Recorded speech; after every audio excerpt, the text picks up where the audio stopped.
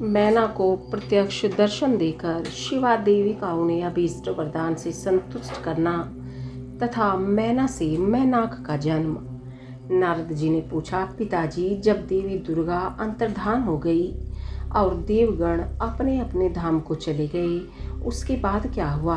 ब्रह्मा जी ने कहा, मेरे पुत्रों में श्रेष्ठ विप्रवर नारद, जब विष्णु आदि देव समुदाय हिमालय और मैना को देवी की आराधना का उपदेश दे चले गए, तब गिरिराज हिमाचल और मैना दोनों दंपत्ति ने बड़ी भारी तपस्या आरंभ की। वे दिन रात शंभु और शिवा का चिंतन करते हुए भक्ति युक्त चित्त से नित्य उनकी सम्यक रीति से आराधना करने लगे। हिमवान की पत्नी मैना बड़ी प्रसन्नता से शिव सहित शिवा देवी की पूजा करने लगी। वे उन्हीं के संतोष के लिए सदा ब्राह्मणों को दान देती रहती थी। मन में संतान की कामना ले मैना चैत्र मास के आरंभ से लेकर 27 वर्षों तक प्रतिदिन तत्परता पूर्वक शिवा देवी की पूजा और आराधना में लगी रही। वे अष्टमी को उपवास करके नवमी को लड्डू, बलि सामग्री, पीठी, खीर और गंध पुष्प आदि देवी को भेंट करती थी। गंगा के किनारे औषधि प्रस्थ में उमा की मिट्टी की मूर्ति बनाकर नाना प्रकार की वस्तुएं समर्पित करके उसकी पूजा करती थी। मैना देवी कभी निराहार रहती, कभी व्रत के नियमों का पालन करती, कभी जल पीकर रहती और कभी हवा पीकर ही रह जाती थी। विशुद्ध तेज से दमकती हुई दीप्तिमती मैना ने प्रेम पूर्वक शिवा में चित लगाए 27 वर्ष व्यतीत कर दिए। 27 वर्ष पूर्ण होने पर जगन्मयी शंकर कामिनी जगदम्बा उमा अत्यंत प्रसन्न हुई। मैना की उत्तम भक्ति से संतुष्ट हो वे परमेश्वरी देवी उन पर अनुग्रह करने के लिए उनके सामने प्रकट हुई। तेजो मंडल के बीच में विराजमान तथा दिव्य अवयवों से संयुक्त उमा देवी प्रत्यक्ष दर्शन दे मैना से हंसती हुई बोली।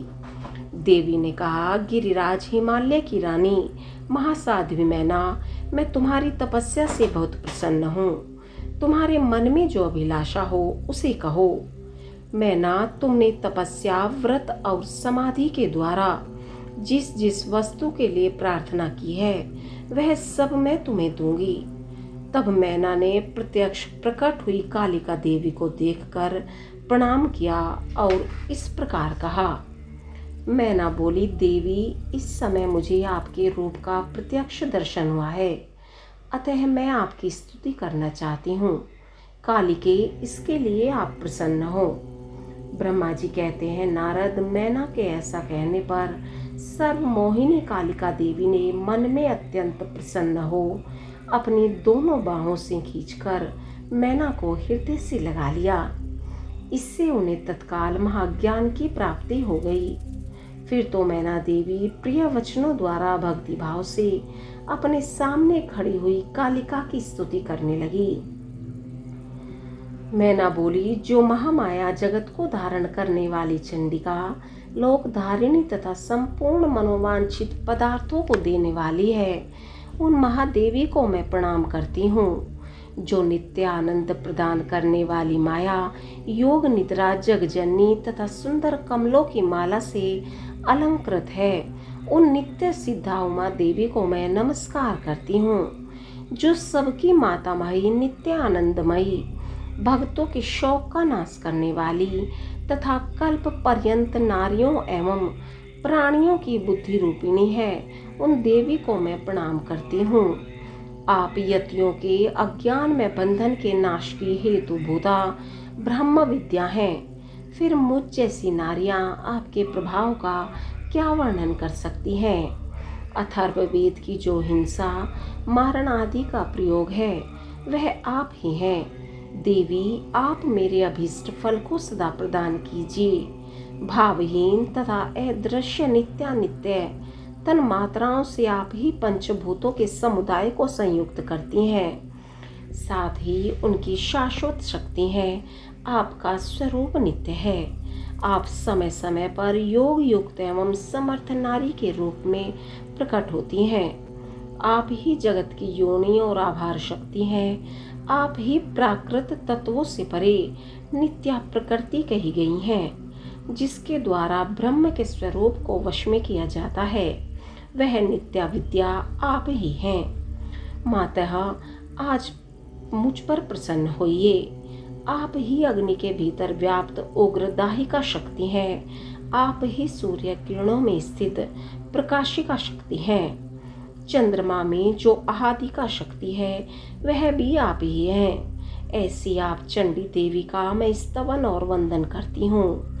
आप स्त्रियों को बहुत प्रिय हैं। उद्रवरेता ब्रह्मचारियों की देहभूता नित्या ब्रह्म शक्ति भी आप ही हैं। संपूर्ण जगत की वांछा तथा श्री हरि की माया भी आप ही हैं। जो देवी इच्छा अनुसार रूप धारण करके सृष्टि पालन और संहार में ही हो उन कार्यों का संपादन करती है तथा ब्रह्मा विष्णु एवं रुद्र के शरीर की भी हेतु होता है वे आप ही हैं।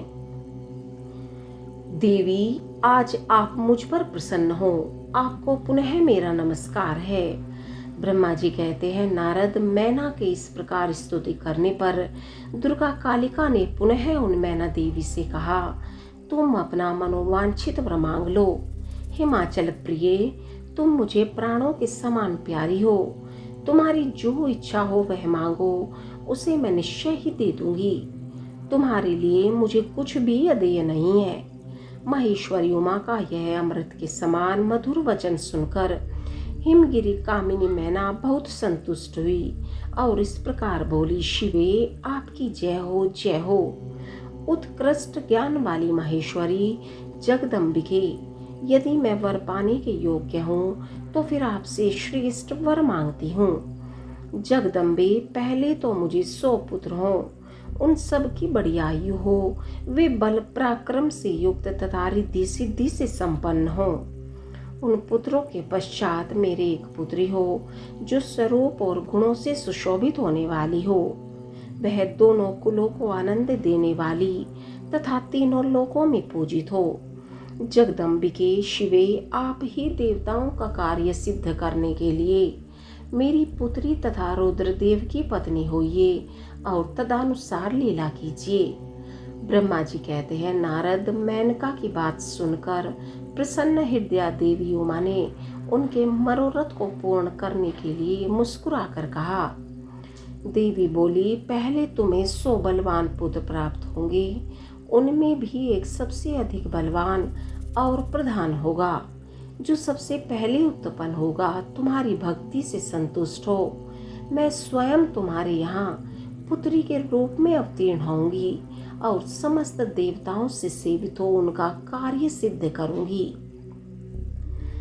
ऐसा कहकर जगद्धात्री परमेश्वरी कालिका शिवा मेनका के देखते देखते वहीं अदृश्य हो गई। तात महेश्वरी से अभीष्ट वर पाकर मेनका को भी अपार हर्ष हुआ। उनका तपस्या जनित सारा क्लेश नष्ट हो गया। मुनि, फिर काल क्रम से मैना के गर्भ रहा और वह प्रतिदिन बढ़ने लगा। समयानुसार उसने एक उत्तम पुत्र को उत्पन्न किया जिसका नाम मैनाक था।